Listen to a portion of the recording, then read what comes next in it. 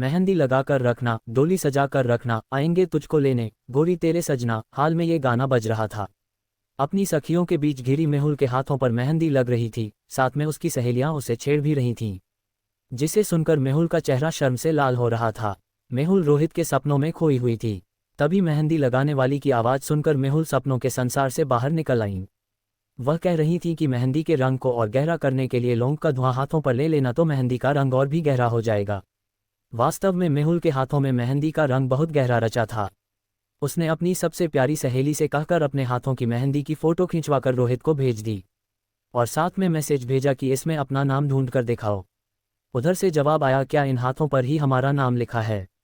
मेरा नाम तो तुम्हारे रोम रोम पर लिखा है। मैसेज पढ़कर मेहुल स्वयं से ही शर्मा गई। दूसरे दिन नियत समय पर बारात दरवाजे पर आ गई। शादी की सभी रस्में पूरी हुई और विदाई की वेला आ गई। विदाई के समय मेहुल का रो के बुरा हाल था। उसकी ये दशा रोहित से देखी नहीं जा रही थी। मेहुल के माता पिता ने मेहुल का हाथ रोहित के हाथ में देकर कहा, बेटा आज हम अपने जिगर के टुकड़े को तुम्हें सौंप रहे हैं। आज से ये तुम्हारी अमानत है। रोहित ने कहा, आप लोग चिंता ना करें, अब मेहुल की खुशियों का ध्यान मैं रखूंगा। आपको कभी शिकायत का मौका नहीं मिलेगा। मैं अपने जीते जी मेहुल के हाथों की मेहंदी का रंग फीका नहीं पड़ने दूंगा। ये सुनकर मेहुल के साथ साथ उसके माता पिता के चेहरों पर संतोष की मुस्कान आ गई। एकटक निहारते रह गए। तभी किसी ने उसकी सास से कहा, भाभी जी कहीं आपकी बहू को किसी की नज़र ना लग जाए, इसकी नज़र उतार दीजिए। ये सुनकर मेहुल शर्मा गई। उसे देखते हुए उसकी सास ने कहा, पार्टी के बाद मैं इसकी नज़र उतार दूंगी। तभी किसी ने कहा, अरे भाई जिसका जन्मदिन है वह कहीं दिखाई नहीं दे रहा है। मेहुल के पिता ने कहा, अरे वह बाजार तक गया है मेहुल के लिए बालों में लगाने के लिए गजरा लेने। सभी मेहुल को देखकर मुस्कुराने लगे। मेहुल ने शर्मा कर अपनी पलकें झुका ली। तभी मोहल्ले का एक लड़का भागता हुआ आया और बोला, अंकल जी रोहित भैया का एक्सीडेंट हो गया है। ये सुनते ही वहां सब घबराकर बाहर की ओर भागे। उस लड़के ने बताया कि उन्हें अस्पताल ले जाया गया है। सभी अस्पताल पहुंच गए। वहां उन्हें पता चला कि रोहित का ऑपरेशन हो रहा है। उसके सिर पर बहुत चोट आई है। घर के सभी लोग सांस रोके भगवान से उसके जीवन के लिए प्रार्थना कर रहे थे। तभी डॉक्टर ने आकर बताया कि रोहित को बचाया नहीं जा सका। ये सुनकर वहां हाहाकार मच गया। मेहुल के सास ससुर बिलख कर रोने लगे। उसके देवर का भी बुरा हाल था। पर रोहित की मौत का समाचार सुनकर भी मेहुल की आंखों में आंसू नहीं थे।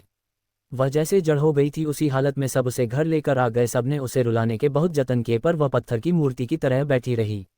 रोहित के अंतिम यात्रा की तैयारी पूरी हो गई। सब कहने लगे कि मेहुल को भी रोहित के अंतिम दर्शन करा दो। जब कुछ पड़ोस की औरतें उसके पास गई तो वह शून्य में एकटक देखते हुए मुस्कुरा रही थी।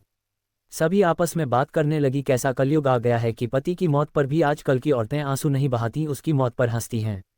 ये सुनकर सबने मेहुल की ओर देखा। सचमुच उसके चेहरे पर मुस्कान थी। उसके घर वाले ये देखकर आश्चर्य में पड़ गए कि जो मेहुल रोहित के शरीर पर लगी एक खरोंच देखकर रोने लगती थी, आज वह रोहित की मौत पर हंस रही है। उन्हें ये देखकर विश्वास नहीं हुआ। तभी एक औरत ने नफरत से मेहुल के कंधे को पकड़ते हुए कहा कि पहले अपने पति का अंतिम दर्शन कर लो फिर मुस्कुराना। पर यह क्या, उस औरतें के छूते ही मेहुल का निर्जीव शरीर एक तरफ लुढ़क गया। ये दृश्य देखकर वहां उपस्थित सभी लोगों के मुंह से चीख निकल गई। आज मेहुल भी अपने रोहित के साथ अनंत यात्रा पर निकल गई थी। उसने आज ये साबित कर दिया था कि उसके मेहंदी रचे हाथों के साथ साथ उसके रोम रोम पर भी सिर्फ रोहित का ही नाम लिखा हुआ है। आज उस घर से दो प्रेमियों की अर्थी एक साथ उठी। ऐसा गहरा और अनोखा प्रेम देखकर वहां उपस्थित लोगों की आंखों से गंगा जमुना बह रही थी। ऐसा दर्दनाक दृश्य देखकर ईश्वर की आंखें भी नम हो गई होगी, क्योंकि आज एक सुहागन अपने हाथों में मेहंदी से खिले अपने पति के नाम को उसी से धुंधवाने के लिए उसके साथ स्वर्ग तक चली गई।